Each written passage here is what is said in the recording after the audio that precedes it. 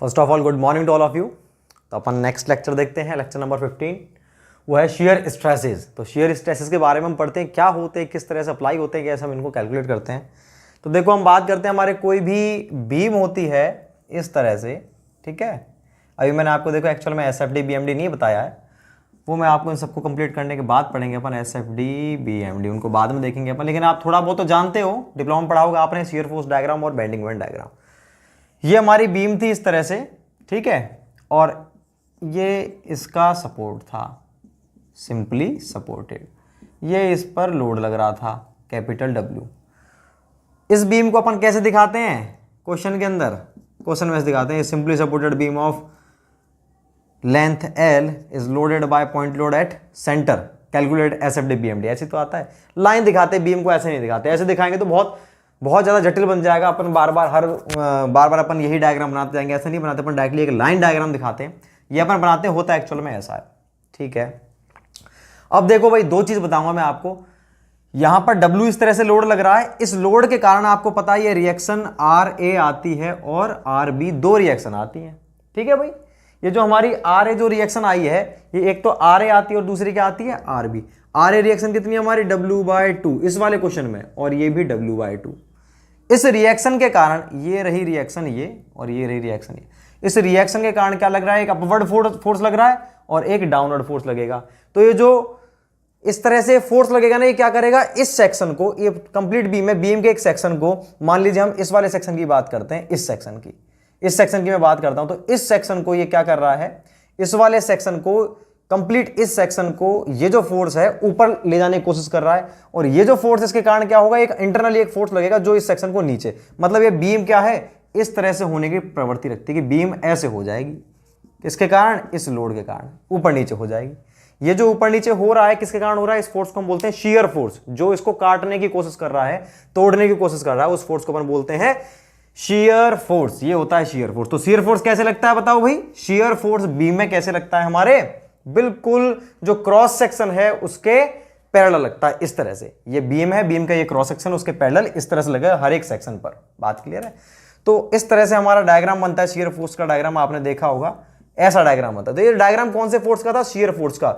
हर section पर, इस section पर देखा यूं लग रहा है, यूं लग रहा है, यूं लग रहा है, यूं लग रहा है। तो जितना भी फोर्स इस बीम को प्रत्येक सेक्शन पर काटने की कोशिश कर रहा है, वही हमारा शियर फोर्स होता है। ये इस तरह से लगता है, ठीक है। अब क्या होता है, ये जो हमारा शियर फोर्स लगा है, जितना भी हमारा शियर फोर्स लग रहा है, मैंने आपको बताया था दो कॉन्सेप्ट है इसके पीछे। तो अगर मैं बात करता हूं, देखो इस बीम का मैंने ये एरिया ले लिया, ठीक है, इस पर मैं देख रहा हूं ये लग रहा है इस तरह से और एक लगेगा ऐसे। तो इनको रोकने के लिए एक ऑटोमेटिकली क्या लगेगा, कॉम्प्लीमेंट्री शियर स्ट्रेस। इस शियर फोर्स के कारण एक स्ट्रेस जनरेट होगा, उस स्ट्रेस को अपन क्या बोलेंगे, शियर स्ट्रेस। और इसके अपोजिट जो है, इसको रोकने के लिए कौन सा लगता है हमारा, कॉम्प्लीमेंट्री शियर स्ट्रेस लगता है। तो ये हमारा कॉम्प्लीमेंट्री शियर स्ट्रेस लगेगा। तो इसी को हम कैलकुलेट करेंगे। तो शियर फोर्स तो कैसे लग रहा है, SFD BMD बन रहा है हमारे इस वाले फोर्सेस के कारण। इसका तो बन रहा है SFD और BMD। और जो बीम में इस तरह से जो जनरेट हो रहा है, ये वाला किस पर लगेगा, देखो ये किस पर लगेगा हमारा, ये लगेगा हर एक लेयर पर। ये लेयर दिख रही है आपको, हर लेयर पर लगेगा ये वाला फोर्स। और ये किस पर लगेगा, हमारे क्रॉस सेक्शन के बिल्कुल पैरेलल, और वो लगेगा क्रॉस सेक्शन के परपेंडिकुलर। तो जो हम शियर फोर्स डायग्राम बनाते हैं वो तो बनाते हैं इसका तो बनता है SFD। और एक हर लेयर पर ये जो लग रहा है ना, ये वाला टो लग रहा है हर लेयर पर, इस पर भी लगेगा, इस पर भी लगेगा, वो कौन सा होता है हमारा, शियर स्ट्रेस डिस्ट्रीब्यूशन। तो शियर स्ट्रेस का डिस्ट्रीब्यूशन किस पर लगता है, हमारे इस क्रॉस सेक्शन पर लगता है शियर स्ट्रेस का डिस्ट्रीब्यूशन। अभी आपको थोड़ा कम समझ में आया होगा, अपन और देखते हैं इसको, थोड़ा सा पढ़ते हैं। अभी तो मैंने केवल ये डिफरेंस बताया कि SFD किसका बनता है हमारा, और शियर स्ट्रेस डिस्ट्रीब्यूशन डायग्राम किस चीज का बनता है। ये दोनों ही चीजें मैंने आपको बताई हैं अभी। देखो भाई, होता क्या है एक्चुअल में, मान लीजिए ये हमारी बीम थी, इस बीम पर ये मैंने दो सेक्शन ले लिए, ये x डैश और ये y डैश। इसकी लेंथ मैंने ले ली dx, और इसके ऊपर मैंने एक छोटा सा एलिमेंट ले लिया, ठीक है। अब आपको देखो ये बीम ऐसी तो होगी ना, ये बीम होगी हमारी एक्चुअल में ऐसी। तो मैंने कितना लिया, ये अगर इधर से देखेंगे तो ये लिया मैंने ऊपर का छोटा सा सेगमेंट ले लिया, ठीक है भाई।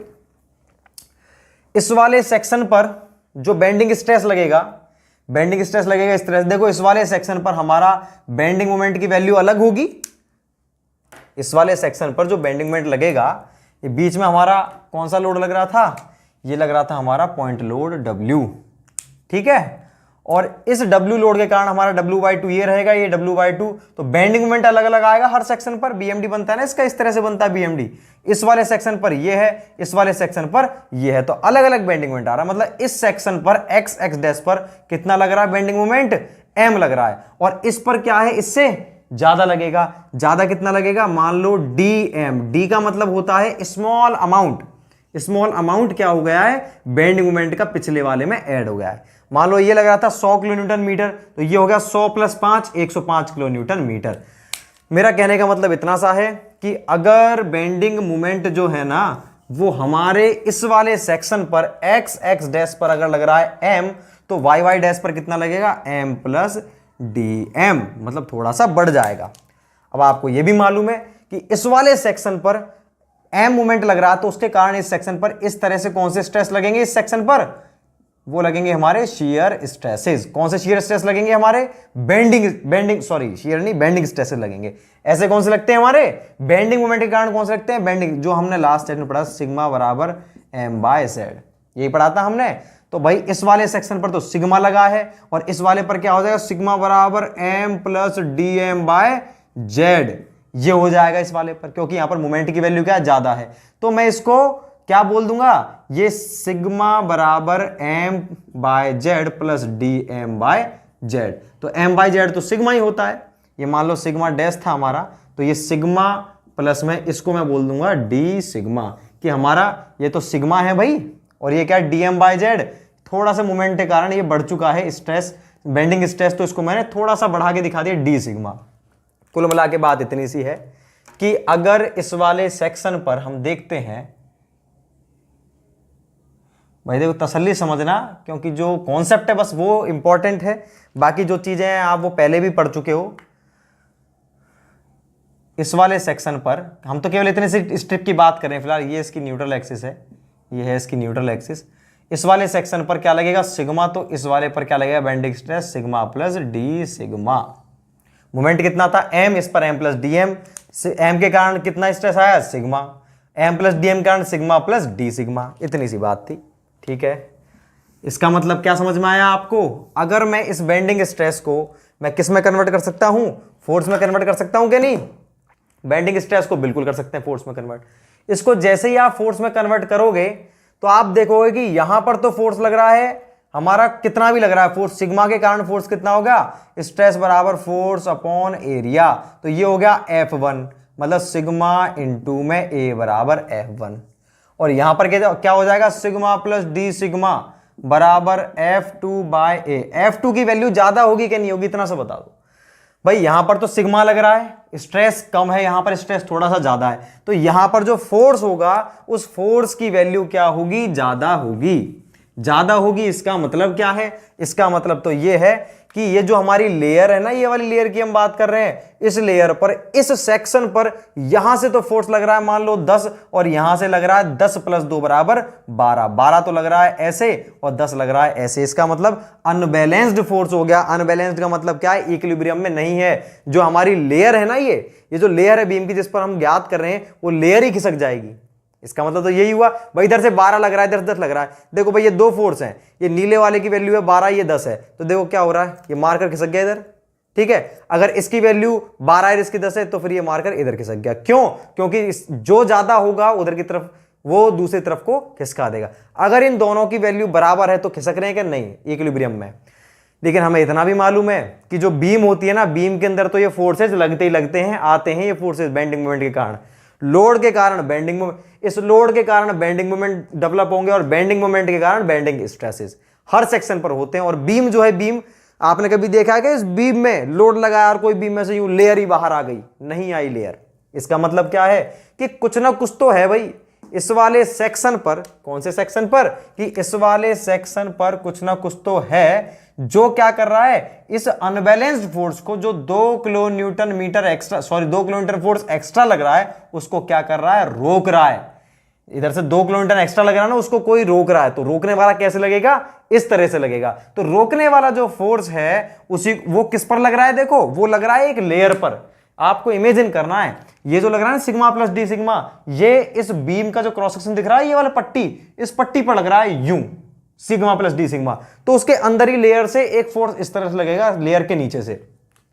वो क्या होगा हमारा, वही होगा हमारा, वो सरफेस पर लग रहा है, ऊपर से देखोगे सरफेस पर लग रहा है इस तरह से रोकने के लिए। तो surface per unit load per unit area, कौन सा, सरफेस एरिया, तो वो क्या होगा हमारा स्ट्रेस, वही है हमारा शियर स्ट्रेस, वही होता है हमारा शियर स्ट्रेस। तो ये जो है ना, ये कौन सा फोर्स है हमारा, शियर फोर्स, और शियर फोर्स अपॉन में एरिया, यही क्या होता है हमारा शियर स्ट्रेस। तो देखो भाई, ये जो इसको रोकने के लिए इधर से फोर्स लगा, तो देखो इस वाले सेक्शन पर तो अलग लगेगा, ठीक है, और ज्यादा सेक्शन लेंगे अपन तो उस पर सिग्मा प्लस डी सिग्मा की वैल्यू अलग रहेगी, और ज्यादा लेंगे उस पर अलग रहेगी, हर एक पर अलग अलग रहती है। इसका मतलब क्या है, टो की वैल्यू भी हर एक सेक्शन पर, हर एक लेयर पर क्या रहेगी, अलग अलग। तो टो को भी हम किसके लिए बनाते हैं, क्रॉस सेक्शन के लिए। ये क्रॉस सेक्शन पर डिस्ट्रीब्यूशन होता है, और ये भी क्रॉस सेक्शन के क्या होता है, बिल्कुल परपेंडिकुलर होता है। जैसे बेंडिंग स्ट्रेस लगता है ना क्रॉस सेक्शन पे, ऐसा ही क्या लगता है हमारा, शियर स्ट्रेस लगता है। तो शियर स्ट्रेस जनरली किसके कारण क्रिएट हुआ, अभी देखो कुछ लोगों को समझ में नहीं आया होगा कि शियर स्ट्रेस किस तरह से लग रहा है, तो मैं आपको समझाता हूं। जैसे हमारे ताश की गड्डी होती है, पहली बात तो देखो वो छोड़ो, आप इस चीज को समझो, शियर फोर्स डायग्राम कौन से शियर फोर्स के लिए बनता है, ये बात क्लियर है कि नहीं। शियर फोर्स डायग्राम जो बनता है ना एसएफडी, वो कौन से शियर फोर्स के लिए बनता है हमारे, वो बनता है इस लोड के कारण, ये जो लग रहा है ना शियर फोर्स इस तरह से, उस शियर फोर्स के कारण बनता है। तो वो कौन सा होता है हमारा, ये जो क्रॉस सेक्शन है उसके पैरेलल इस तरह से, वो वाले शियर फोर्स के लिए बनता है। और ये जो बनेगा, ये जो क्रॉस सेक्शन है उसके परपेंडिकुलर, मतलब लेयर के पैरेलल, मतलब ये जो लेयर है हमारी लेमिना है उसके पैरेलल जो फोर्स बनता है उसके लिए बनता है हमारा ये शियर स्ट्रेस डिस्ट्रीब्यूशन। अब मैं आपको समझाता हूं, देखो जैसे कि मान लीजिए हमारी ताश की गड्डी ये है आपकी, ये अपनी बीम है, ठीक, ये क्या है आपकी बीम है, बीम पर ये डब्ल्यू लग रहा है। अब आपको देखो ये बीम दिख रही है, ये जो मैंने दिखाया ना कंप्लीट, ये है बीम। तो ये क्या है, इसका कंप्लीट बी और डी डेप्थ है, यहां पर कोई न्यूट्रल एक्सिस होगी। अब इस पर जब लोड लगाएंगे तो लोड के कारण क्या होगा, दोनों तरफ शियर स्ट्रेस डेवलप होगा, शियर फोर्स डेवलप होगा। उस शियर फोर्स के कारण क्या होगा, ये जो बीम है हमारी, उस बीम पर उस शियर फोर्स के कारण अंदर की तरफ अलग अलग बेंडिंग स्ट्रेस डेवलप होंगे। शियर फोर्स का तो हम एसएफडी बना चुके हैं। अब इस लोड के कारण बेंडिंग मोमेंट डेवलप होगा, इस वाले सेक्शन पर अलग होगा और इस वाले सेक्शन पर अलग होगा। इस पर अगर एम है तो इस पर एम से थोड़ा सा ज्यादा होगा। इन बेंडिंग मोमेंट के कारण बेंडिंग स्ट्रेस जनरेट होंगे, कहां पे, यहां पे देखो इस तरह से, इस सेक्शन पर ऐसे लगते हैं। तो जो बेंडिंग स्ट्रेसेस ऐसे भी लगेंगे और ऐसे भी लगेंगे। अब मैं क्या करता हूं, ये बीम मान लो इतनी बड़ी थी, मैं केवल इतनी बड़ी बीम थी, मैंने केवल बीच का पार्ट उठा के दिखा रहा हूं आपको, मतलब कौन सा पार्ट, ये वाला पार्ट दिखा रहा हूं आपको, बस इस बीम का थोड़ा सा। तो क्या हो रहा है कि इस पार्ट पर जैसे ही इधर से लग रहा है सिग्मा, सिग्मा इधर से लग रहा है, इधर से सिग्मा प्लस डी सिग्मा। तो सिग्मा प्लस डी सिग्मा के कारण क्या हो रहा है, देखो ये बीम की लेयर जो है इस तरह से खिसकने की कोशिश कर रही है, लेयर दिख रही है, खिसक रही है, लेकिन क्या ये लेयर खिसक जाती है, क्या नहीं खिसकती। क्या होता है, इधर से कोई एक फोर्स है जो इस तरह से लग जाता है, जो क्या करता है, इस लेयर को बिल्कुल ऐसे मेंटेन रखता है। तो ये जो इन लेयर पर इस तरह से लग रहा है ना फोर्स, इस तरह से लग रहा है, तो ये फोर्स ही कौन सा होता है हमारा, शियर फोर्स होता है। और ये किस पर लग रहा है, ये लेयर के पैरेलल लग रहा है, यूं लग रहा है, यूं एक्चुअल में ये यूं लग रहा है। तो ये कौन सा होता है हमारा, शियर स्ट्रेस का डिस्ट्रीब्यूशन। हम यहां से डिनोट करते हैं शियर स्ट्रेस के डिस्ट्रीब्यूशन को। तो ये बात अब आपको समझ में आ गई किस तरह से होगा। तो शियर स्ट्रेस, ये जो हमारी कंप्लीट बीम थी, ये मान लो इसकी डेप्थ डी है, इसमें मैंने हाफ ये ले लिया, ये हाफ है d/2 और ये d/2 है। इस d/2 से ऊपर मैं केवल इतने की बात कर रहा हूं, इतने फाइबर की बात कर रहा हूं, ऊपर वाले इतने फाइबर। तो इतने फाइबर पर मैं देख रहा हूं कितना शियर स्ट्रेस लगेगा। तो देखो भाई, इतने से फाइबर की बात कर रहे हैं, आप इतना सा एज्यूम करें, तो देखो इधर से जो फोर्स लग रहा है सिग्मा प्लस डी सिग्मा, ये लगा यूं, ठीक। इतने फाइबर को रोकने के लिए, ये फाइबर इनको रोकने के लिए इस नीचे वाला सरफेस है ना, यहां से यूं लगेगा रोकने के लिए ऐसे। इस पूरे फाइबर पर तो लग रहा है सिग्मा बेंडिंग स्ट्रेस, यूं जो खिसकाने की कोशिश कर रहा है, जो यूं खिसकाने की कोशिश कर रहा है, इस पूरे फाइबर पर लग रहा है। इस डेप्थ कुछ ना कुछ डेप्थ होगी इसकी। और इधर से इसके नीचे वाला जो सरफेस दिख रहा है आपको, ये सरफेस दिख रहा है, यहां से यूं पैरेलल, इसके पैरेलल मतलब ऐसे, इस तरह से एक स्ट्रेस लगेगा इस सरफेस के पैरेलल। तो वो कौन सा होगा हमारा, शियर स्ट्रेस। और शियर स्ट्रेस का डिस्ट्रीब्यूशन के, तो आपको समझ में आ रहा है। अगर हम टॉप सरफेस की बात करें तो टॉप सरफेस के नीचे कुछ दिख रहा है क्या, अगर मैं टॉप लेयर की बात करता हूं तब भी देखो एक आपको सरफेस दिख रहा है, ये हमारी टॉप लेयर थी। तो इस टॉप लेयर पर बिल्कुल ऊपर वाली फाइबर है ये, यहां पर बेंडिंग स्ट्रेस यूं लगेगा, बेंडिंग स्ट्रेस तो इस क्रॉस सेक्शन पर लगेगा ऐसे, बात क्लियर है। बेंडिंग स्ट्रेस लगा हमारे क्रॉस सेक्शन पर, और बेंडिंग स्ट्रेस के नीचे जो सरफेस है ये, इस सरफेस पर क्या लगता है हमारा शियर स्ट्रेस यूं रोकने के लिए। तो देखो दोनों चीज एंड फाइबर की बात कर रहा हूं तो ये तो यूं लग रहा है और ये लग रहा है ऐसे, लेकिन अगर मैं इसके ऊपर बात करता हूं कि इसके ऊपर कोई बेंडिंग, इसके ऊपर कोई बेंडिंग स्ट्रेस की तो छोटी बेंडिंग स्ट्रेस तो लगेगा इसके ऊपर इस वाले सरफेस पर, लेकिन इसके ऊपर अपना कोई किसी प्रकार का शियर स्ट्रेस लगेगा क्या? अरे शियर स्ट्रेस कोई सरफेस ही नहीं है।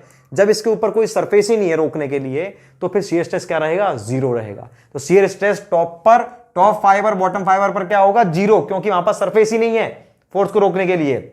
और दूसरी बात क्या है, कैसा होता है इसका डिस्ट्रीब्यूशन होता है ऐसे पैराबोला।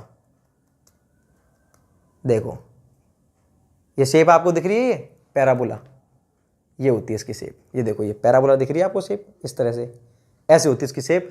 टॉप पर बॉटम पर जीरो, बाकी पर ये पैराबोला होता है। तो ये शियर स्ट्रेस जो होता है हमारा टॉप और बॉटम पर क्या होता है?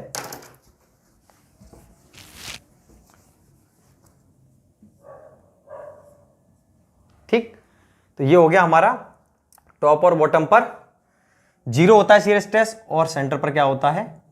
कहीं पर मैक्सिमम हमको नहीं मालूम कहां मैक्सिमम होता है, सेंटर पर होता है, कहां होता है कहां नहीं होता, वो हम देखेंगे अभी। टॉप और बॉटम पर जीरो होता है ये मालूम, बाकी डिस्ट्रीब्यूशन कैसा होता है उसका? पैराबोला। तो ये पूरी कहानी थी हमारे शियर स्ट्रेस की, किस तरह से जनरेट होता है, और जो शियर स्ट्रेस की जो हमारी वैल्यू होती है ना, उसको हम कैसे निकालेंगे? अनबैलेंस्ड फोर्स को इक्वल करके निकालते हैं। उसकी वैल्यू आती है हमारी tau is equal to F A Y bar upon में आई बी, ये आती है हमारी शियर स्ट्रेस की वैल्यू। यहां से हम शियर स्ट्रेस को ज्ञात करते हैं। तो ये कंप्लीट कहानी थी हमारे शियर स्ट्रेस क्या होता है क्या नहीं होता है। अब इसके बाद मैं आपको रेक्टेंगल वाला केस बताता हूं कि किस तरह से हम रेक्टेंगुलर, ये रेक्टेंगल का केस था, ये तो मैंने अभी केवल आपको बताया है शियर स्ट्रेस क्या होता है। तो फिलहाल आप पहले एक दो लाइन लिखेंगे, फिर मैं आपको इसके बारे में और लिखवाता हूं।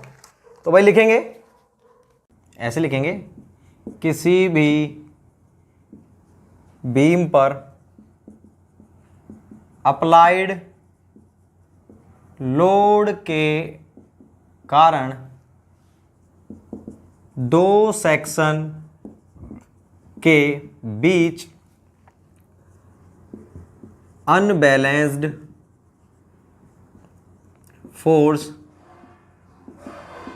डेवलप होता है, जिसे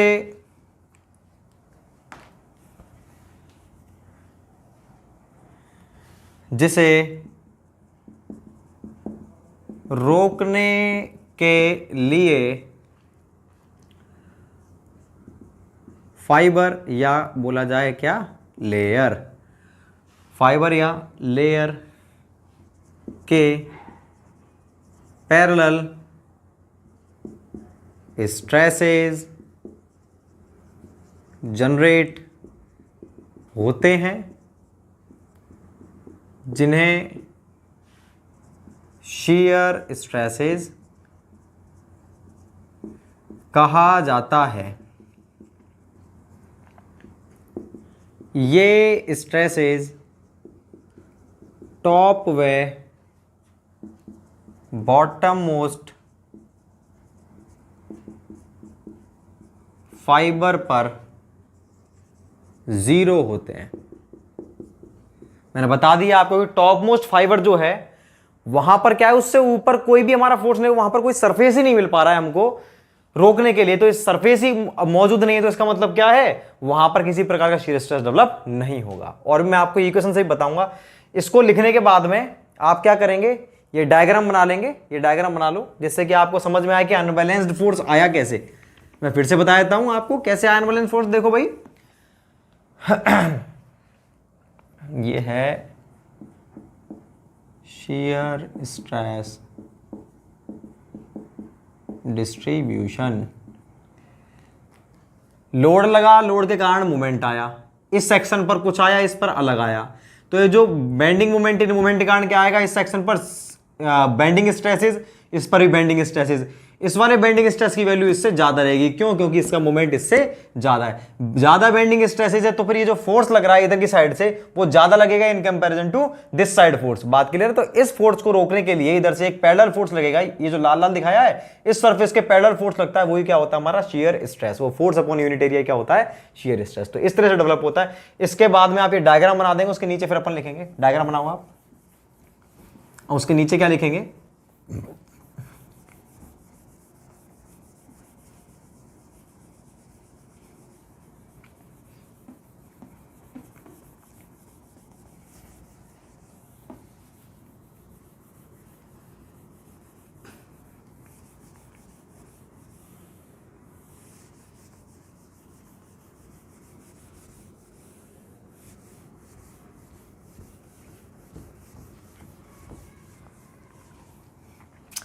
उसके नीचे अब हम लिखेंगे डायग्राम के नीचे शियर स्ट्रेस को निम्न प्रकार ज्ञात किया जाता है। कैसे ज्ञात करते हैं? Tau is equals to F Q upon में आई बी। क्यू क्या होता है? एफ इंटू में area into Y bar upon में आई बी। तो हमारा टो क्या हो गया? F A Y bar upon में आई बी। इनके नोटेशन लिख देते हैं। यहाँ पर एफ क्या है? ये है हमारा shear force at that section। जहां पर हम ज्ञात करें वहां पर shear force है। I का मतलब आप जानते ही हो, moment of inertia of section. B का मतलब क्या है? Width of section. कहां पर है ये सारी चीजें? ये सारी चीज वहां पर है जिस पॉइंट पर आप ज्ञात कर रहे हो। जैसे मान लीजिए आपकी ये इतनी बड़ी बीम थी, यहां पर ये बी बहुत इंपॉर्टेंट है, मैं बता देता हूं अभी आपको। क्यू क्या है? Moment of area about neutral axis. ठीक है भाई। और ए क्या है? एरिया ऑफ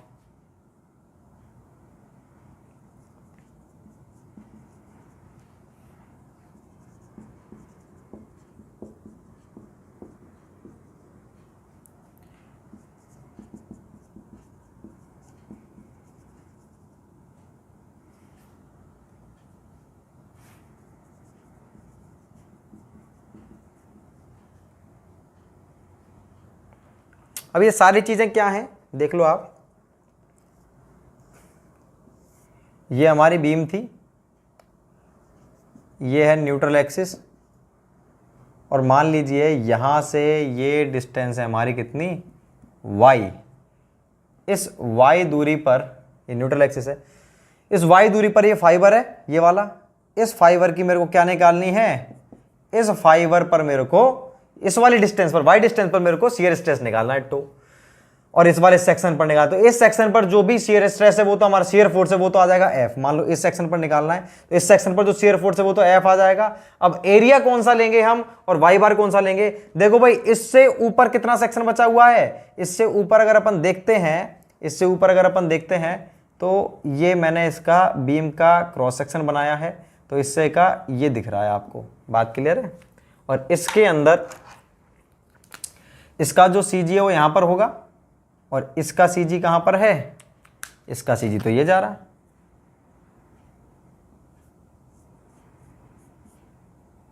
ये तो बीम का CG है,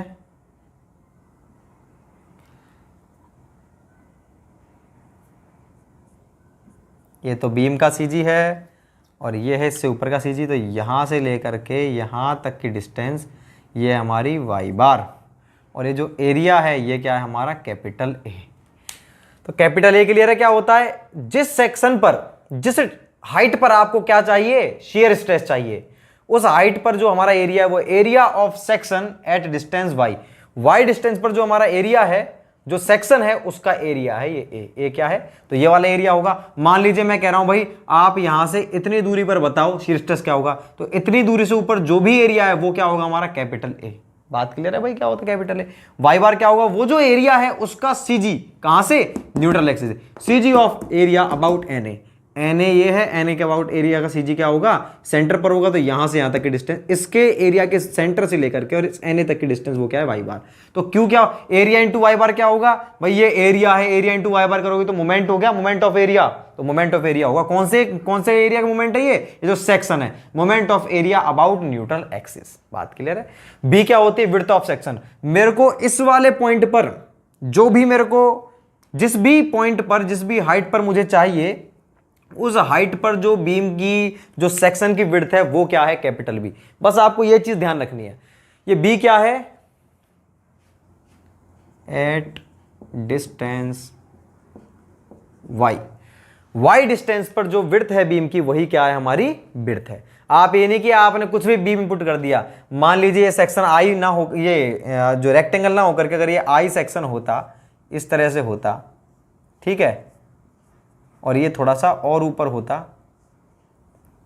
अब बताओ आप, यहां पर देखो ये भी बी है और ये भी बी है, दोनों बी है, ये तो 50 था और ये 10 है। लेकिन हमने देखा इस वाले सेक्शन पर वाई हाइट पर मेरे को निकालना, तो वाई हाइट पर मैंने देखा वाई हाइट पर जो बी है वो क्या है 10, तो यहां पर क्या पुट करेंगे हम 10 पुट करेंगे।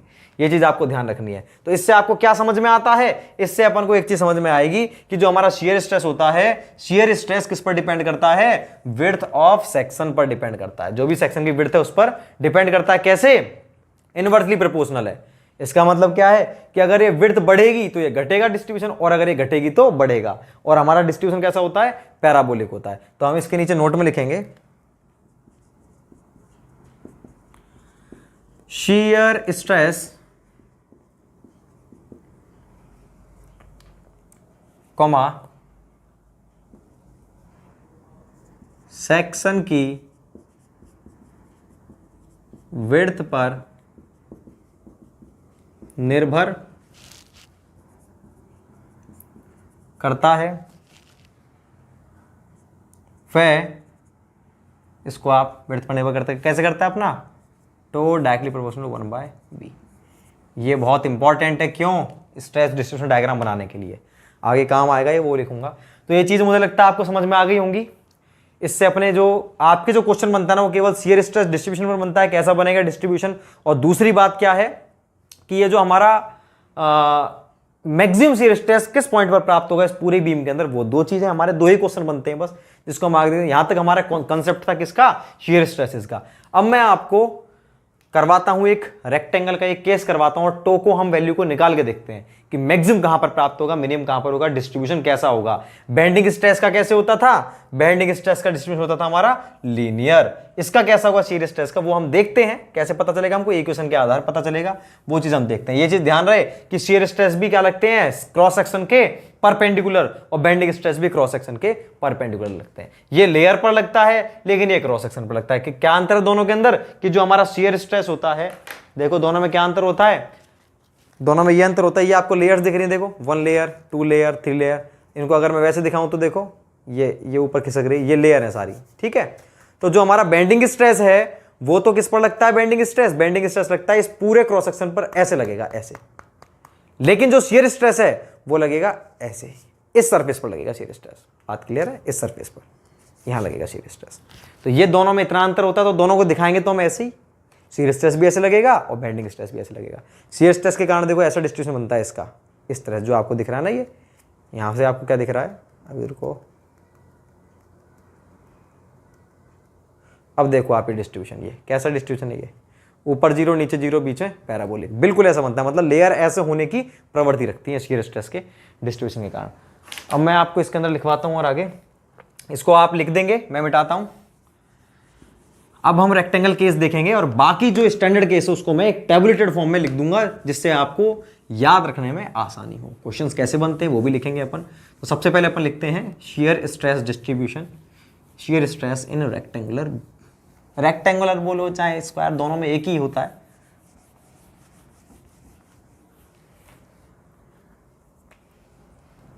अपन लिखेंगे भाई इसके अंदर shear stresses in rectangular or square section।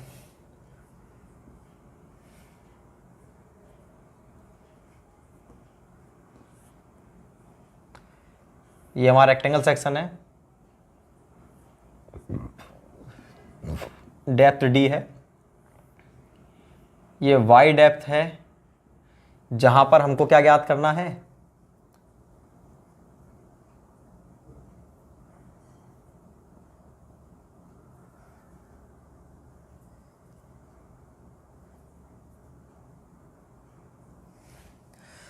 CG से वाई डेप्थ पर हमारा ये सेक्शन है, जिस सेक्शन पर हमको क्या ज्ञात करना है, शियर स्ट्रेस की वैल्यू ज्ञात करनी है। ठीक है भाई, ये टोटल डेप्थ कितनी है हमारी, ये है कैपिटल डी। विड्थ कितनी है भाई, ये है कैपिटल बी। ठीक है, ये जो हमारा ये है एरिया, इसकी ये होगा सीजी, तो यहां से यहां तक की डिस्टेंस क्या होगी हमारी, वाई बार। इसका जो एरिया है वो क्या होगा हमारा, एरिया कैपिटल ए। यहां पर जो विड्थ है, इस वाले पॉइंट पर देख रहे हैं हम, तो इस वाले पॉइंट पर देखो विड्थ क्या रहेगी, सेम रहेगी। रेक्टेंगल में तो नीचे भी वही रहती है, ये भी है, ये भी, तो यहां पर विड्थ क्या रहेगी, सेम। तो ये क्या है, इसकी कैपिटल बी है। और क्या चीज है, एफ तो हमारा बीम के अंदर जो भी गिवन होगा वो हम लिखेंगे ही। आई इसका अपन जानते हैं कैसे निकालते हैं, तो ये सारी चीजें अब हम इसके अंदर पुट करते हैं और एक इक्वेशन देखते हैं किस तरह से डेवलप होती है। तो हमने निकाला, हम जानते हैं टो इज इक्वल्स टू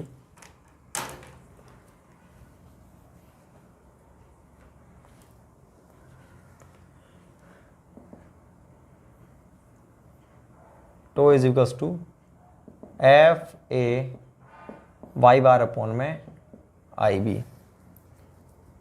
ठीक है भाई, बराबर एफ एरिया क्या होगा इसका और आई भी क्या होगा, वाई बार क्या होगा। इन दोनों चीज़ों को अपन लिख देते हैं, अपन को दोनों चीज़ें काम में आने वाली हैं। ये इसको मैं इक्वेशन 1 लिख देता हूँ। चलो अब देखते हैं अपन, area of segment above y बराबर, वाई से ऊपर क्या एरिया होगा, इसको कैसे निकालूंगा मैं भाई, यहां से यहां तक की जो डिस्टेंस है वो है d/2। d/2 में से y घटा दूंगा तो ये आ जाएगा कि नहीं आ जाएगा, तो मेरा d/2 माइनस वाई इंटू में ये वाली विड्थ हो गई अपनी भाई, ये इंटू में लंबाई चौड़ाई, ये तो होगा, चौड़ाई तो b है, और ये क्या होगी हमारी यहां तक की डिस्टेंस d/2 माइनस वाई, ये वाली डिस्टेंस आ गई d/2 minus Y into B. ऐसे में क्या निकाल लूंगा, y bar of segment. Y bar क्या होगा भाई, यहां से यहां तक की डिस्टेंस कैसे निकालोगे, ये अपन निकालेंगे y प्लस में इसका आधा, ये कितना था, ये था हमारा d/2 माइनस वाई, उसका भी हाफ होगा। भाई समझे कि नहीं समझे, यहां से लेके यहां तक की डिस्टेंस कैसे निकालूंगा मैं, यहां से यहां तक निकालूं, मतलब y प्लस में ये डिस्टेंस और जुड़ेगी, तो ये क्या होगी, इसका हाफ। और ये वाली डेप्थ कितनी थी, ये डेप्थ थी हमारी d/2 माइनस वाई, उसका भी हाफ हो गया। बात क्लियर है, तो ये हमारा निकल के आया क्या, वाई बार। तो वाई बार क्या हो गया, मैं इस पूरे के अंदर क्या कर देता हूं, 2 का एलसीएम ले लेता हूं, 2y minus d/2 minus plus d/2 minus y, तो क्या हो गया, y bar is equals to 2y, 2y में से y गया, कितना बचा, ओनली एक y बचा, तो d/2 प्लस में y इंटू में y2, 2y प्लस में d/2 माइनस y, 2y में से y गया तो y बचा, प्लस में d/2 बचा, y में 2, तो y बार ये आ गया, ये हमारा a आ गया। तो एरिया इंटू में y बार क्या हो गया हमारा, ये हो गया हमारा। चलो इस पूरे को पुट कर देते हैं एज इट इज, कहीं मैं लिखता हूं, putting a and y bar in equation 1। Equation 1 में पुट किया हमने, तो टो बराबर क्या आया हमारा, f इंटू में a क्या था, d/2 माइनस वाई इंटू में b, एफ इंटू में बी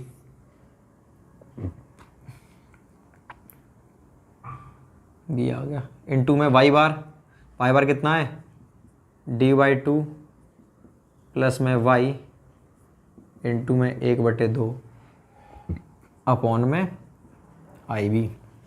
अब देखो क्या क्या हो गया, f इंटू बी, ये दो नीचे आ जाएगा, b से b कैंसिल हो गया, f अपॉन 2i हो गया, ये f अपॉन में 2i, और क्या बचा अंदर, देखो भाई b से तो b कैंसिल हो गया, f अपॉन में i, ये दो नीचे आ जाएगा, f अपॉन 2i लिख दिया मैंने। अब ये बचा अंदर dy/2 minus Y, dy/2 plus Y. आपने देखा होगा a minus B into A plus B क्या होता था, a square minus B square. तो बस मैं ये लिख देता हूं,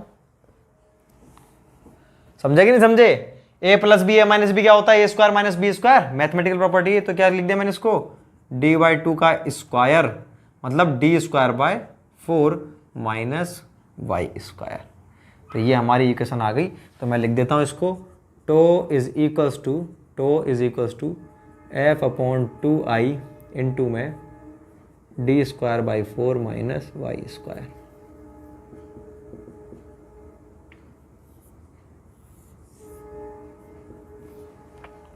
ये हमारी आ गई general equation for rectangular beam. ये है हमारी general stress equation for rectangular और square section. Rectangular square section के लिए जनरल इक्वेशन आ गई। इसका मतलब क्या समझ में आया हमको, कि जो हमारा टो है ना, शियर स्ट्रेस, वो किस पर, यहां पर देखो एफ हमारा कांस्टेंट रहेगा किसी भी सेक्शन पर। ये हमारी बीम थी, इस बीम में मैं कह रहा था इस सेक्शन पर बताओ आप, तो एफ की वैल्यू कांस्टेंट है, आई की वैल्यू कौन, बी डी क्यू अपॉन 12, ठीक है, डी कांस्टेंट है, इसका टोटल डेप्थ रह क्या गया केवल वाई। तो टो किस पर डिपेंड कर रहा है, हमारे वाई पर डिपेंड कर रहा है। और वाई पर भी कैसे डिपेंड कर रहा है, देखो वाई पर डिपेंड कर रहा है स्क्वायर के रूप में। इसका मतलब क्या है कि जो शियर स्ट्रेस का डिस्ट्रीब्यूशन होता है कैसा होता है, हमारा पैराबोलिक होता है। कैसा होगा, पैराबोलिक। कौन सा, स्क्वायर पैराबोलिक। और स्क्वायर पैराबोला को अपन शॉर्ट में बोलते हैं ओनली पैराबोलिक या सिंपल पैराबोलिक। तो ये तो यहां से तो अपन को ये वाली चीज समझ में आई कि जो शियर स्ट्रेस का डिस्ट्रीब्यूशन होता है वो कैसा होता है, हमारा पैराबोलिक डिस्ट्रीब्यूशन होता है शियर स्ट्रेस का। अब देखो, अब मुझे इसके बाद में चीजें कुछ निकालनी है, क्या क्या चीज निकालनी है, वो कंक्लूजन क्या निकालना है। पहले तो मैं, चलो इसको आगे इसी में कंटिन्यू करते हैं, मैं इसको मिटाता हूं, आप उतार लें इसको, मैं इसको मिटाने वाला हूं।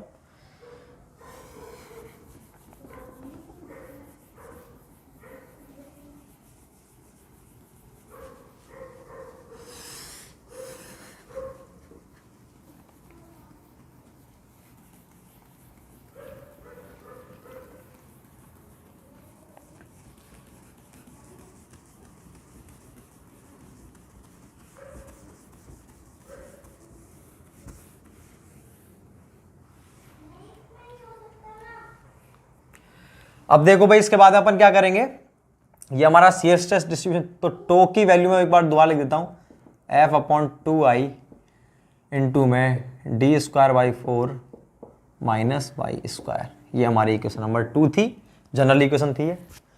अब मुझे निकालना है सेंटर पर कितना रहेगा shear stress, at centre y बराबर क्या हो जाएगा भाई, ये था हमारा y क्या था, इस na से लेकर के डिस्टेंस थी, तो na से हमको तो na पे चाहिए, सेंटर का मतलब क्या, na पे चाहिए, तो y कितना हो गया, 0 हो गया, तो 0 पुट करते हैं, एट सेंटर y बराबर 0, 0 पुट कर दिया तो हमारा टो क्या आ गया, टो आ गया हमारा f upon 2i D square by 4। ये क्या वैल्यू आएगी हमारी, ये रहेगी हमारी मैक्सिमम वैल्यू, ये हमारी मैक्सिमम वैल्यू होती है। और जो हमारा एवरेज वैल्यू है वो हम देखते हैं, एवरेज वैल्यू क्या आती है हमारी, तो मैक्सिमम वैल्यू को पूरे को इसको लिख देते हैं, चलो f upon 2i D square by 4 हो गया, ये बराबर f अपॉन में 2 इंटू आई की वैल्यू कितनी होती है, बी डी क्यूब अपॉन 12 ऊपर चला गया, ठीक है भाई, बी डी क्यूब अपॉन में 12, देखते जाएं साथ में, नहीं बाद में दिक्कत आएगी। f अपॉन में 2 आई की जगह मैंने लिखा बी डी क्यूब अपॉन 12, कहां चला गया ऊपर, ये आ गया अपना डी स्क्वायर बाय 4। अब मैं इसको सॉल्व करके लिखता हूं तो क्या आता है, f अपॉन में डी स्क्वायर से डी क्यूब कैंसिल हो गया, ये कितना है 4 3 12, तो 3/2, ठीक है, और 3/2 बी इंटू में डी, ये आ गया हमारा टो। बात क्लियर है। और अगर मैं निकालता हूं, ये तो क्या था हमारा, ये हमारा था शियर स्ट्रेस एट सेंटर, ठीक है। और अगर हमको क्या निकालना है, एट टॉप एंड बॉटम, ये इक्वेशन 3 होगी, बॉटम मोस्ट फाइबर, क्या होगा, y बराबर d/2। टॉप मोस्ट फाइबर पर देखना है आपको, तो y की वैल्यू कितनी हो जाएगी, d/2 के बराबर हो जाएगी। जब आप इसमें d/2 पुट करोगे तो क्या आएगा, therefore tau is equal to f/2i d²/4 minus d²/4 बराबर 0, टो बराबर 0।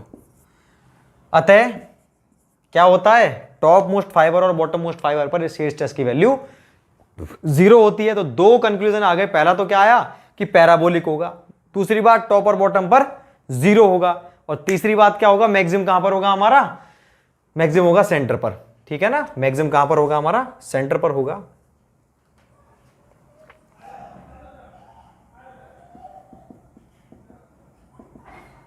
सेंटर पर क्या होगा हमारा, मैक्सिमम होगा। इसको आप टो मैक्स लिख देना। तो मैक्सिमम क्या हो गया हमारा, ये एक चीज और लिखते हैं हम, average shear stress to average. Average क्या होगा भाई, एवरेज होता है हमारा जो भी फोर्स लग रहा है अपॉन में आपने एरिया कर दिया, F/A बराबर F/ में BD। ये हो गई इक्वेशन 5। देखो भाई, इस तरह से हमारा ये पूरा सेक्शन था। आपने क्या किया, इस पर जो हमारा ये एरिया है ना, एरिया आपने कंप्लीट एरिया B इंटू, इस वाले सेक्शन पर तो कुछ और लग रहा था शियर स्ट्रेस, इस पर कुछ और लग रहा था, इस पर कुछ और, तो कंप्लीट जो सेक्शन था इस पर शियर स्ट्रेस की वैल्यू अलग अलग आ रही थी। आपने देखा टॉप पर तो 0 है, बॉटम पर 0 और सेंटर पर मैक्सिमम, तो डायग्राम बन गया हमारा इस तरह से बन गया, ये डायग्राम बन गया। लेकिन आप क्या कह रहे हो, आप तो एवरेज निकाल रहे हो। एवरेज क्या निकाला अपना, फोर्स अपॉन में एरिया कर दिया। एरिया का मतलब आपने क्या किया, B इंटू डी, यही तो निकालेंगे एवरेज के लिए। ये तो हमारा एक्चुअल है, और एवरेज का डिस्ट्रीब्यूशन कैसा होगा हमारा, कि ऊपर भी ऐसे है, चारों तरफ क्या होगा, ऊपर से लेके नीचे तक बिल्कुल बराबर आ रहा है। तो ये तो हमारा एवरेज शियर स्ट्रेस है, और ये कौन सा है, एक्चुअल शियर स्ट्रेस। तो एवरेज हम कितना, हम हमेशा एवरेज ही लेके चलते हैं। जब भी आपने कैलकुलेट किया होगा आरसीसी में, हर जगह अपन पैराबोलिक थोड़ी लेते, अपन एवरेज लिख देते हैं, फोर्स अपॉन में एरिया कर देते हैं डायरेक्टली अपन शॉर्ट के लिए। तो हमने देखा भाई कि जो हमारा एवरेज शियर स्ट्रेस है वो क्या होता है, फोर्स अपॉन में, शियर फोर्स अपॉन में एरिया, मतलब B इंटू डी। और हमारा मैक्सिमम कितना आया था, मैक्सिमम हमारा आया था टो मैक्स बराबर 3/2 F/ में BD। देखो ना, ये क्वेश्चन नंबर 3 से मैक्सिमम इतना है, एवरेज इतना है। इन दोनों कंपैरिजन किया तो हमें क्या समझ में आया कि जो मैक्सिमम शियर स्ट्रेस होता है वो एवरेज का 3/2 मतलब 1.5 गुना होता है। 1.5 गुना का मतलब 50% अधिक होता है। तो मैक्सिमम शियर स्ट्रेस हमारे एवरेज शियर स्ट्रेस का कितना परसेंट होगा, 50% अधिक होता है। आपको क्वेश्चन के अंदर केवल यही चीज पूछेगा, जो मैं नोट लिखवा रहा हूं ना, बस वो नोट इंपॉर्टेंट है, उसके अलावा कुछ भी इंपॉर्टेंट नहीं है। तो ये मैंने सारे कंक्लूजन आपको रेक्टेंगुलर या स्क्वायर के लिए लिखवाए थे, दोनों के लिए सेम होते हैं। इसके बाद जो भी कंक्लूजन है ना, उसको मैं टेबुलेटेड फॉर्म में लिखूंगा। इससे नीचे पहले मैं आपको लिखता हूं शियर स्ट्रेस डिस्ट्रीब्यूशन। उतार लो आप इसको।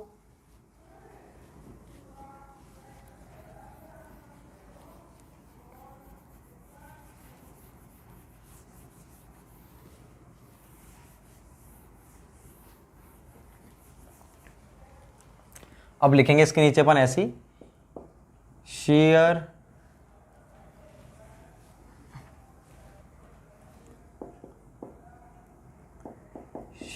Stress distribution diagram. इसमें लिखते हैं अपन इक्वेशन 2 थी ना, वो 2 3 4 कौन सी इक्वेशन थी भाई, वो आप लिख लेना, मुझे याद नहीं। जो हमने ऊपर लिखी थी ना अभी, d² - 2 - y², तो उसमें अपन लिख देंगे इक्वेशन 2 या जो भी थी, से स्पष्ट है कि शियर स्ट्रेस का डिस्ट्रीब्यूशन पैराबोलिक होता है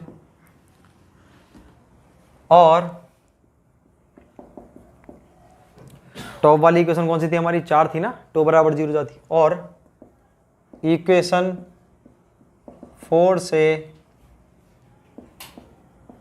स्पष्ट है कि shear स्ट्रेस टॉप व बॉटम फाइबर पर 0 होता है व सेंटर पर मैक्सिमम होता है। आपको बस ये चीज़ ध्यान रखनी है। तो ये हमारी बीम थी, ये बी है, और ये क्या है, इसका डेप्थ डी है। तो डिस्ट्रीब्यूशन कैसा बनेगा, इस तरह से बनेगा हमारा। तो सेंटर पर तो क्या है, ये तो है टोमैक्स, और ये 0 0 किसी डेप्थ पर ये क्या होगा हमारा, टो एवरेज के बराबर होगा। टोमैक्स क्या होता है हमारा, 3/2 टो एवरेज। ठीक है भाई, तो ये हमारा डिस्ट्रीब्यूशन था, इसमें लिख भी देते हैं अपन, पैराबोलिक डिस्ट्रीब्यूशन। अब इसमें एक नोट लिख देंगे। नोट क्या लिख देंगे,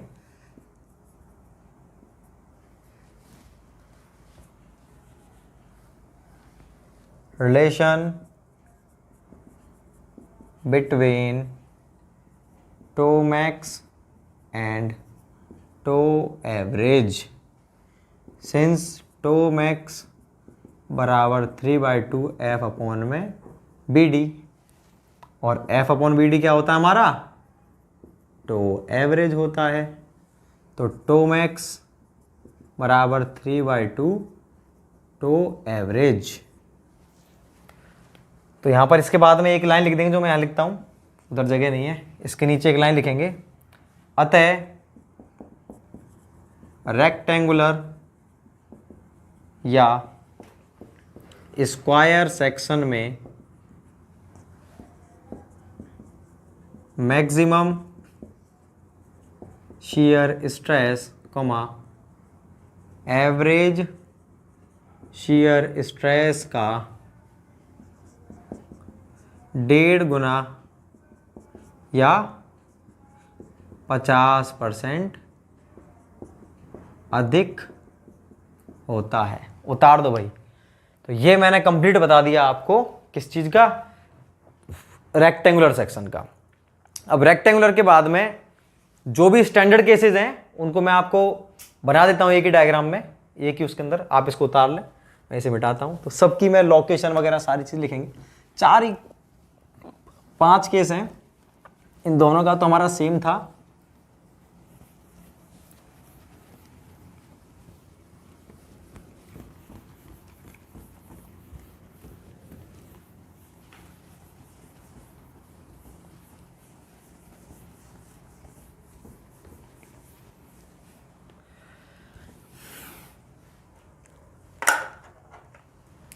बाकियों के अपन उतारते हैं, देखो।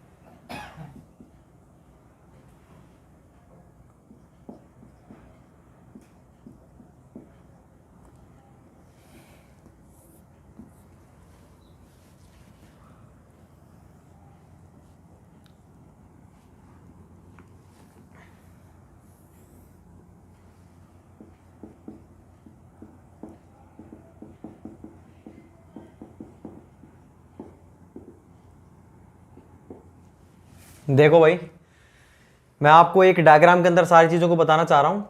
तो टोमैक्स देखो, रेक्टेंगुलर स्क्वायर सेक्शन के अंदर जो हमारा टोमैक्स होता है ना, वो कितना होता है 1.3/2 लिख देता हूँ, 3/2 टो एवरेज। एवरेज का कितना होता है 1.5 गुना। सर्कुलर में भी कितना होता है, इसमें भी होता है आपका 1.5 गुना। सॉरी, सर्कुलर में होता है 4/3, 1.5 गुना नहीं 4/3 होता है। और जो ट्रायंगल होता है उसमें ये होता है हमारा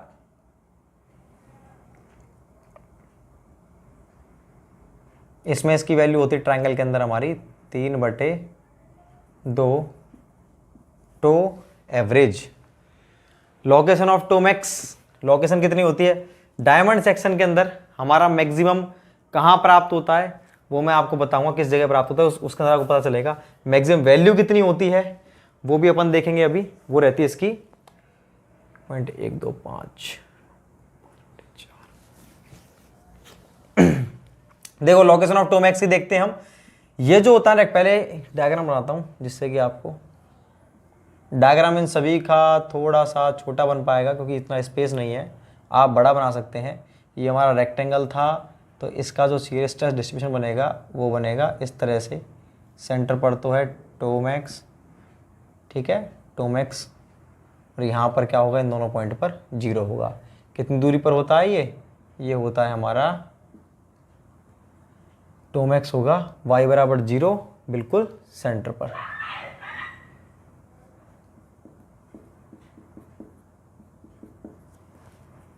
दूसरा हमारा सर्कुलर है, सर्कुलर का कितना होगा,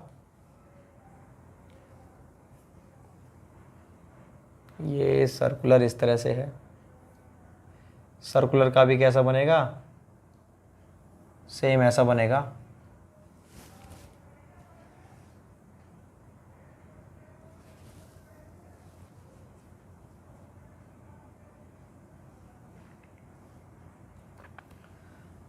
इसमें भी कहाँ पर होगा टोमैक्स सेंटर पर होगा। तीसरा हमारा ये डायमीटर क्या है इसका d है, वैसे इसको दिखाने की कोई ज़रूरत नहीं है, ये हमारा d है। इसके बाद ट्रायंगल की बात करते हैं, तो ट्रायंगल में थोड़ा सा हमारा डिफरेंस है। ये देखो इन दोनों में सेम था, ट्रायंगल में थोड़ा सा डिफरेंस है। ट्रायंगल का CG तो है यहाँ पर, ये तो है Na, और यहाँ पर हमारा क्या होगा मैक्सिमम होगा। इस तरह से रहता है ये। तो मैक्सिमम तो कहाँ पर होगा टोमैक्स एट सेंटर। सेंटर मतलब d/2, ये जो टोटल हाइट है इसका ये है h/2 और ये है h/2। तो नीचे से जो हाइट है उसके h/2 पर तो रहेगा ये मैक्सिमम, ठीक है। और जो इसका CG है, CG पर इसकी वैल्यू क्या होगी, यहाँ पर इसकी वैल्यू होगी टो बराबर 4/3, 3/2 टो एवरेज, और ये हमारी बराबर 4/3 टो एवरेज, ये होगी बराबर 3/2 टो एवरेज, 4/2 टो एवरेज। यहाँ थोड़ा सा ये आपको ध्यान रखना है भाई, इसमें कहाँ पर था मैक्सिमम, इसमें CG पर मैक्सिमम था। इसमें कहाँ मैक्सिमम है, इसमें भी CG पर मैक्सिमम है। इसमें कहाँ मैक्सिमम है, इसमें CG पर मैक्सिमम नहीं है। यहाँ CG पर तो है 4/3 टू एवरेज, और ये जो सेंटर है ना किसका, ये जो हाइट का सेंटर है उसके हाइट के सेंटर पर कितना है मैक्सिमम 3/2 टू एवरेज। तो ध्यान रखना है इसमें आपको, इसमें CG पर मैक्सिमम नहीं मिलेगा, इसमें भी CG पर मिलेगा मैक्सिमम, इसमें भी मिलेगा। और ऐसे ही ध्यान रखेंगे, देखो ये आपको यही सीक्वेंस ध्यान रखना है, रेक्टेंगल या स्क्वायर दोनों एक ही चीज है। और ये क्या हमारा सर्कुलर, उसके बाद ट्रायंगल। रेक्टेंगल स्क्वायर का कितना है हमारा 3/2, उसके बाद में 4/3, और ये देखो ये क्या आ रहा है ऊपर 3/2 नीचे 4/3। ऐसे ध्यान रखना 3/2 4/3 3/2 4/3। एंड का ये हमारा अलग सेक्शन है, ये है हमारा डायमंड सेक्शन इस तरह से। तो डायमंड सेक्शन का मान लीजिए ए और ए ये हाइट है, तो इसका डायगोनल हो गया, कल भी हम पढ़ चुके हैं ये बेंडिंग स्ट्रेसेस में लास्ट। ये कितना होगा a√2, ये हाइट क्या होगी डायगोनल की, a√2 होगी।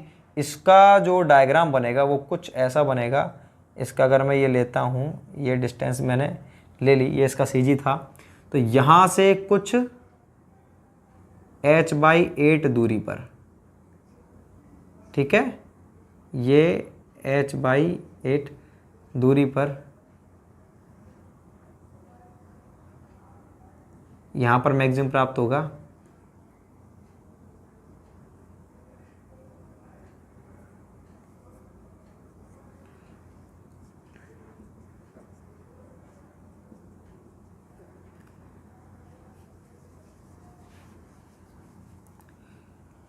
यहाँ से लेकर के और यहाँ तक की जो डिस्टेंस है, ये कर्ण, ये क्या होगा हमारा, ये होगा, इसको मैं चलो यहाँ दिखा देता हूँ, ये दूरी होगी हमारी a√2, ये होगी हमारी टोटल हाइट a√2 है, और इसको हम h से डिनोट कर रहे हैं, इसी को हम डिनोट कर रहे हैं मान लीजिए h से। इस डायग्राम को थोड़ा आगे, भाई देखो इस डायग्राम को मैं थोड़ा सा बड़ा बना दूंगा दोबारा से, लेकिन आप यहीं पर बनाएंगे उस डायग्राम को, आपको दिखेगा नहीं, इसको मैं दोबारा बना दूंगा, ठीक है, क्योंकि यहाँ पर आपको दिख नहीं पाएगा, तो इस डायग्राम को मैं दोबारा बनाऊंगा, आप लेकिन यहीं पर बनाएंगे उसे, मैं इसे अलग से बताऊंगा आपको। इसमें जो मैक्सिमम रहता है टो मैक्स, वो रहता है हमारा 5/4 टो एवरेज, टो एवरेज का 5/4 होता है। तो देखो आप लोकेशन ऑफ टो मैक्स इसमें कहाँ पर है, एट सेंटर, सेंटर का मतलब CG पर है, इसमें भी एट सेंटर, इसमें कहां पर है, at mid point of triangle, triangle का जो मिड पॉइंट है मतलब h/2 पर, सेंटर का मतलब क्या है CG, इसका मतलब क्या है CG, यहां पर CG पर रहेगा मैक्सिमम, नहीं CG पर मैक्सिमम नहीं है, जो ट्राइंगल का मिड पॉइंट है वहां पर मैक्सिमम है। यहां पर कहां मैक्सिमम होगा, यहां पर होगा, देखो ये ऊपर से अगर नीचे से लेंगे ना अपन, तो नीचे तो ये टोटल हाइट अगर यहां से यहां तक की दूरी h है, तो यहां से सेंटर से h/8 ऊपर और h/8 नीचे, at h/8 above and below centre, जो सेंटर है उससे h/8 ऊपर मिलेगा और h/8 नीचे, ये वाली वैल्यू आपको ध्यान रखनी है, ठीक है। अब देखो परसेंटेज इंक्रीमेंट कितना, तो कितना ज्यादा अधिक है हमारा जो मैक्सिमम सीरीज स्ट्रेस से कितना अधिक है, अगर मैं बात करूं टाइम्स में तो ये 1.5 गुना, ये कितना है 4/3 मतलब 1.33 गुना, और अगर ये 3/2 का मतलब 1.5 गुना, और 5/4 का मतलब 1.125 गुना, ठीक है ना। और अगर परसेंटेज में बात करूं 1.5 गुना का मतलब कितना है 50% मोर, ये कितना है 33.33% मोर, और ये कितना है 50% मोर, और ये कितना है 12.5% मोर। भाई 5/4 कितना होगा 1.125 होगा, 125 मतलब 12.5%। बात क्लियर है। तो ये आप कंप्लीट उतार देंगे, इसको आप उतार दो। अब मैं आपको इसका डायग्राम फिर से बनाता हूं, आप यहीं पर बनाएंगे, मैं इसको मिटाता हूं अब।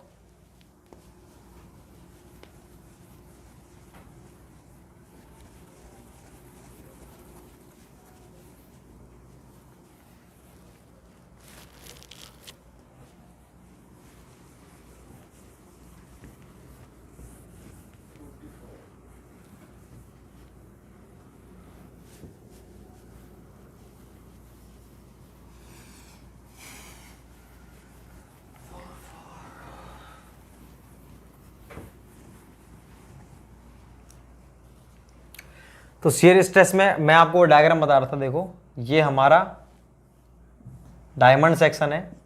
क्या होता है, ये स्क्वायर को आपने डायगोनल के बेस मान करके बिछा दिया, तो ये जो इसकी टोटल हाइट है डायगोनल की, ये क्या होगी हमारी a√2, और ये इसको हम क्या मान रहे हैं, इसी को हम मान रहे हैं टोटल हाइट को h।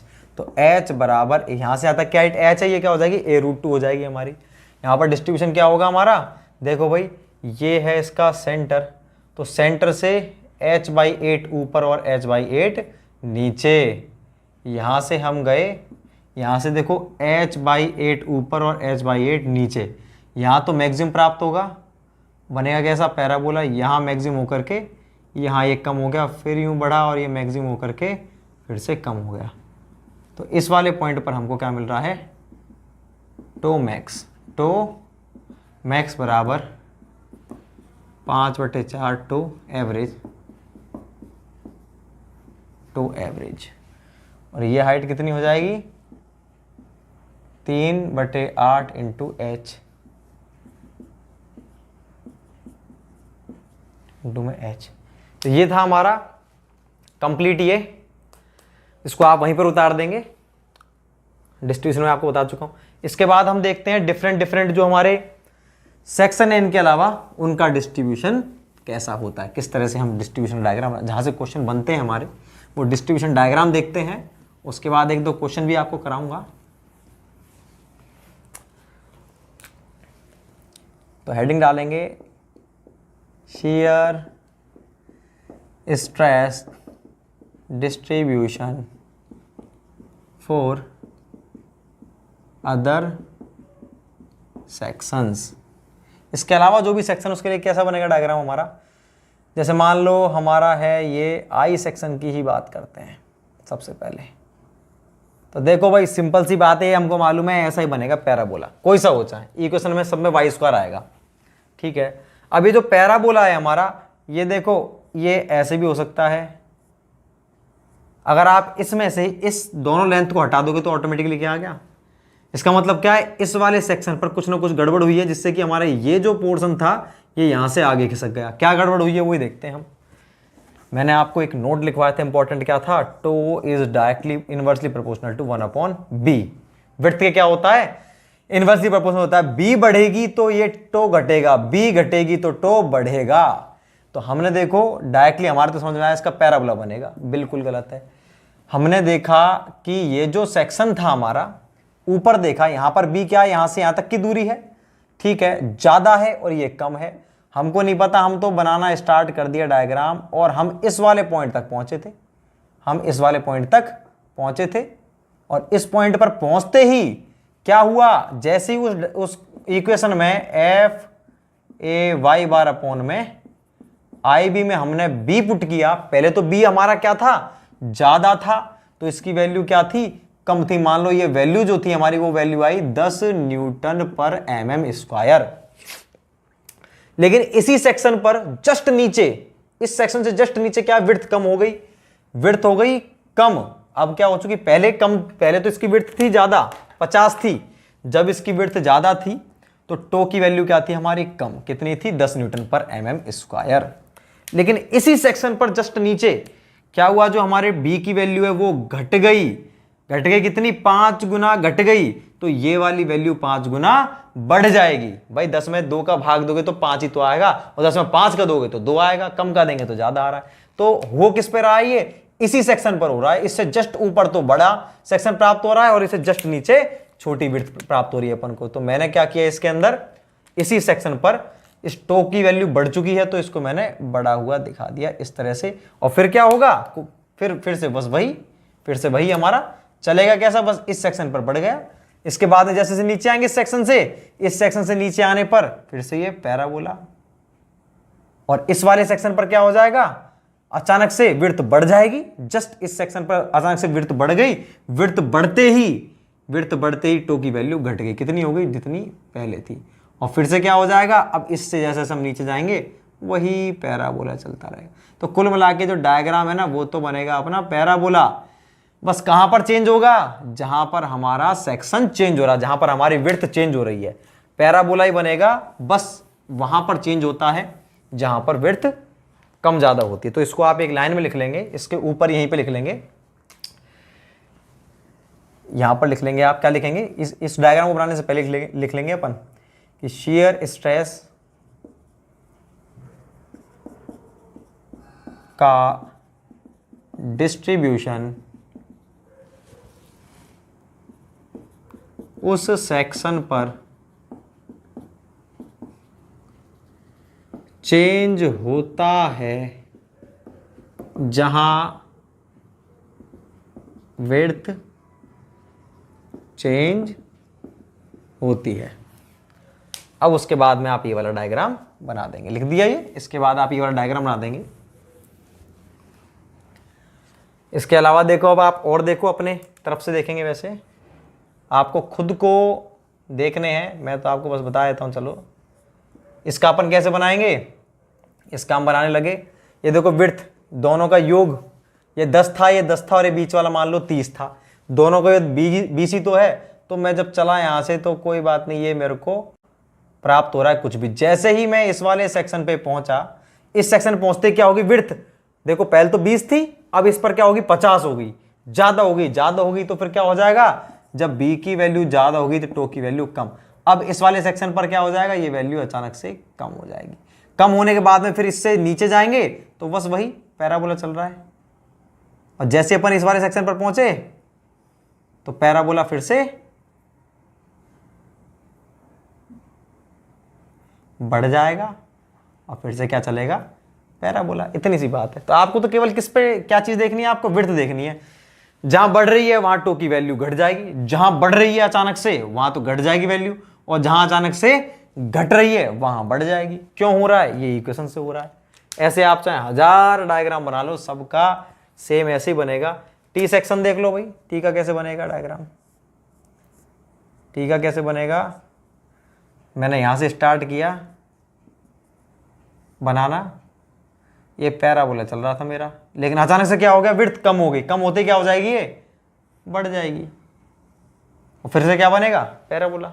बस उसी सेक्शन पे आपको पैराबोला को थोड़ा सा खिसका देना आगे पीछे। पैराबोला क्यों खिसकाओगे, क्योंकि वहां पर विड्थ अचानक से चेंज हो रही। एल सेक्शन का देखो, एल का कैसे बनेगा, यहां से चलता हुआ आ रहा था पैराबोला, अचानक से क्या हो गई, विड्थ बढ़ गई। बढ़ गई तो इसकी वैल्यू घट जाएगी।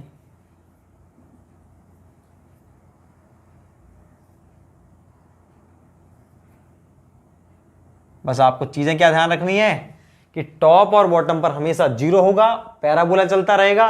विड्थ जहां पर कम ज्यादा हो रही वहां पर हम एडजस्ट कर देंगे।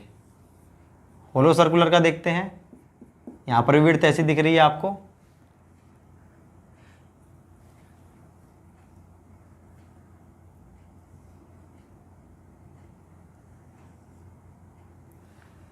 इस तरह से बनेंगे हमारे साक्षर डायग्राम। तो आप इन सबको उतार देंगे।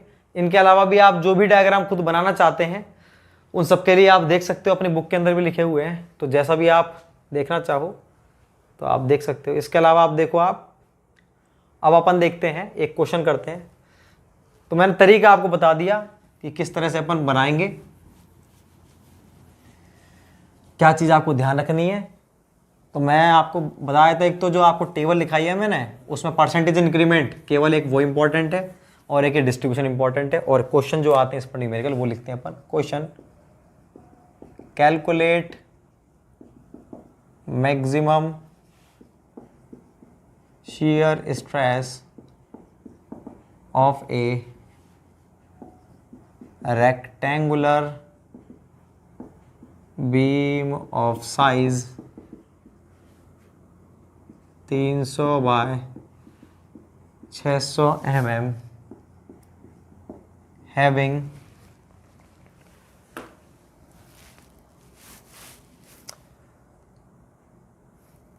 shear force of magnitude 180 kilo newton. 180 kilo newton का कोई शियर फोर्स लग रहा है और उसने क्या दे दिया आपको, शियर स्ट्रेस पूछ रहा है रेक्टेंगुलर बीम पर। अब देखो क्या करते हैं सब, इसके अंदर बहुत ज्यादा मिस्टेक होती है इस क्वेश्चन के अंदर। सब लोग क्या करते हैं, शियर स्ट्रेस क्या होता है हमारा, शियर स्ट्रेस बराबर शियर फोर्स अपॉन में एरिया, फोर्स अपॉन में शियर फोर्स अपॉन में एरिया। शियर फोर्स क्या है हमारा, 180 किलो न्यूटन का मतलब 1000 न्यूटन अपॉन में 300 बाय 600 mm स्क्वायर। 1 2 3 4 1 2 3 4 6 3 18 बराबर 1 न्यूटन पर mm स्क्वायर। आ गया, तो हमारा टो की वैल्यू आ गई 1 न्यूटन पर mm स्क्वायर। लेकिन भाई ये कौन सा टो है, ये तो हमारा एवरेज शियर स्ट्रेस है। क्यों? क्योंकि आपने क्या कर दिया, आपने डायरेक्टली कंप्लीट एरिया को ले लिया आपने, जबकि डिस्ट्रीब्यूशन कंप्लीट, आप एरिया बी इंटू डी का भाग कब दे सकते हो, जब डिस्ट्रीब्यूशन कैसा हो, यूनिफॉर्म हो। बिल्कुल डिस्ट्रीब्यूशन कैसा हो, यूनिफॉर्म हो। लेकिन यूनिफॉर्म तो है नहीं, वो कैसा है, पैराबोलिक है, तो आप इसका भाग दे ही नहीं सकते थे। तो आपने क्या कर दिया, एवरेज ले लिया। लेकिन आपसे पूछ क्या रहा है वो क्वेश्चन में, अपन को ध्यान क्या रखना था, क्वेश्चन पूछ रहा है मैक्सिमम। देखो ये है ना आपका पहला ऑप्शन रहेगा, उसमें ऑप्शन नंबर 1 न्यूटन पर mm स्क्वायर। तो हमारा हमें क्या निकालना है, टो मैक्स निकालना है सिंस, और हम जानते हैं टो मैक्स बराबर कितना होता है, 3/2 टो एवरेज। तो क्या हो गया, 3/2 गुणा में 1 न्यूटन पर mm स्क्वायर बराबर 1.5 न्यूटन पर mm स्क्वायर। तो हमारा टो मैक्स बराबर 1.5 न्यूटन पर mm स्क्वायर हमारा आंसर आ गया। तो इस तरह से हमने आंसर निकाला है। ये इस तरह के क्वेश्चन आपसे पूछे जा सकते हैं, ऐसे ही क्वेश्चन पूछे जाते हैं और कुछ नहीं आपसे। इसके अलावा देखो भाई, मैं आपको कराने को तो 20 क्वेश्चन लिखवा दूंगा, कोई सेंस वाली बात नहीं है। प्रैक्टिस मुझे नहीं करनी, प्रैक्टिस आपको खुद को करनी है। आप क्वेश्चन को देखेंगे, उसके अकॉर्डिंग करेंगे। अब रेक्टेंगल की जगह मैं आपको दे देता, मान लो कि डायमंड सेक्शन का बताओ, आप डायमंड सेक्शन का बताओ और उसका मैं आपको एरिया दे देता, तो फिर आप निकाल देते, उसका बिल्कुल निकाल देते। कैसे निकालोगे आप, उसमें डायमंड सेक्शन के में केवल आप यहाँ पर क्या कर दोगे, 1.125 कर दोगे। अगर मैं सर्कुलर बोलता तो 4/3 करते आप। तो सबके लिए अलग अलग होता है ये सारी, ठीक है भाई। अब इसके बाद ये अपना कंप्लीट हो चुका है शियर स्ट्रेसेस टॉपिक। नेक्स्ट जो यूनिट है हमारी, यूनिट नंबर 5th, वो रहेगी हमारी कौन सी, वो रहेगी हमारी 5th unit, torsional stresses and shear centre. उसको हम नेक्स्ट टॉपिक में करेंगे। उसके बाद फिर हम पढ़ेंगे कॉम्बाइंड स्ट्रेसेस के बाद में स्ट्रेन एनर्जी और थ्योरी ऑफ फेलियर भी देख लेंगे थोड़ा बहुत। उसके बाद में फिर अपन देखेंगे CGMI, SFD, BMD और डिफ्लेक्शन। तो ये अपना पूरा सीरियल वाइज चल रहा है, ठीक है भाई। Thank you so much.